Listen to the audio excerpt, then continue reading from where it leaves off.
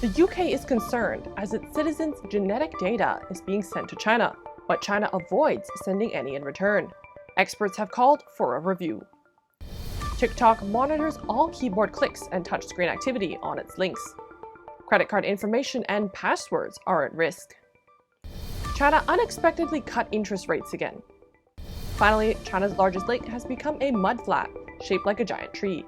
It's been dubbed the Tree of Life, and it's still shrinking. Let's get into it.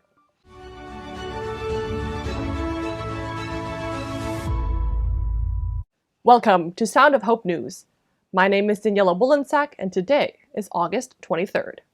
UK citizens' genetic data is being shared between the UK Biobank and Chinese researchers. Experts have called for a review of the sharing process. This comes as political and security tensions rise between China and the West. The UK Biobank contains genetic data from 500,000 anonymous British citizens. 300 projects are shared with Chinese researchers under an open access policy for disease research, allowing them to access the database's genetic information and other health data.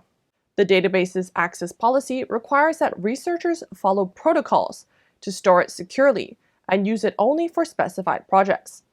But as geopolitical relations change, data sharing with China has come under intense scrutiny.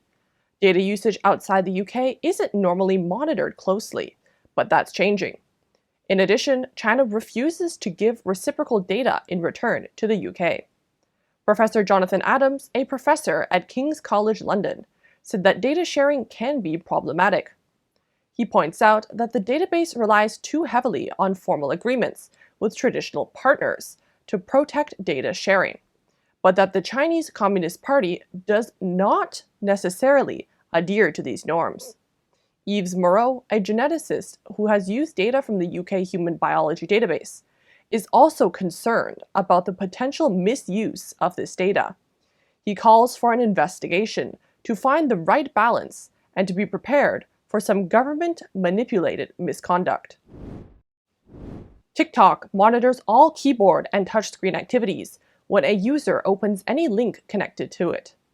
This was discovered by privacy researcher and former Google engineer Felix Krause, who published a report on the topic.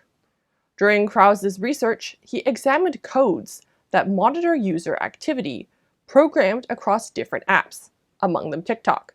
He found that when users click on a link on the TikTok app, the app then inserts a code into the site to modify its functionality, allowing TikTok to monitor user keystrokes.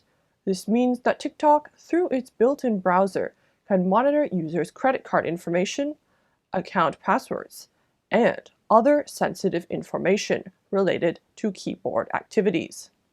Krause's report pointed out, opening a link with TikTok's built-in browser is equivalent to installing a keyboard activity tracking system on the open third-party website. On July 18th, a white paper on TikTok's data handling was released by the cybersecurity firm Internet 2.0. The report pointed out TikTok's mobile app is built on a culture that doesn't value privacy principles. Most of the permissions it asks for and the device information it collects are not necessary for the app to work. According to TikTok, the app now has about 1 billion monthly active users. Speaking with Forbes, Krause stated this was an active choice of the company. He stated, "This is a non-trivial engineering task. This does not happen by mistake or randomly." Beijing unexpectedly cut interest rates again on August 22nd. Last week, China cut them as well, which was interpreted by the industry as a sign of a serious economic downturn. Navigate Commodities Managing Director Attila Widnell said that positive reactions to last week's rate changes were short-lived. Widnell stated, "Fresh monetary easing stimulus was seen as futile as flogging a dead horse, given that China's economy desperately needs consumers back on the streets spending money." The bigger problem that Chinese authorities need to address is the Chinese Communist Party's zero-COVID policy. It has locked down COVID's major trading hub, Shanghai. Harsh lockdowns were also implemented in popular tourist destinations like Hainan and Xinjiang. The lockdowns have a tremendous impact on China's economy as foreign investors and companies are starting to pull out of China. Last week, the central bank lowered the one-year medium-term loan facility (MLF) lending rate for some financial institutions by 10 basis points and lowered others. Now, the central bank lowered the prime rate on 5-year loans as well as the prime rate on 1-year loans.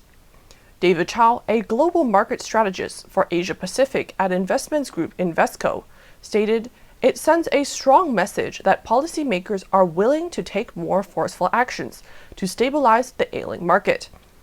And, though the LPR cut may provide near-term relief, easing liquidity alone is unlikely to lead to a turnaround to the property market.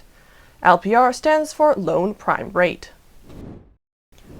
After a prolonged heat wave and drought, China's largest freshwater lake, Poyang Lake, has shrunk into a mudflat amazingly shaped like a tree.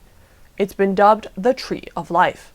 As for the lake, its water level has dropped below 10 meters, the lowest for the season since 1951, and has lost 75% of its water as of August 21st. Poyang Lake is one of the main tributaries in the middle and lower reaches of the Yangtze River. It plays key roles in regulating the water level of the Yangtze River, improving the local climate, and maintaining the ecological balance of the surrounding areas. Chinese traditions teach that everything has a spirit, and the tree shape represents the spirit of the lake. Because it's getting smaller and smaller, aka withering, it should be seen as a warning to humankind. Thank you so much for listening to Sound of Hope News. If you like what you saw, please remember to like, comment, and subscribe. See you tomorrow.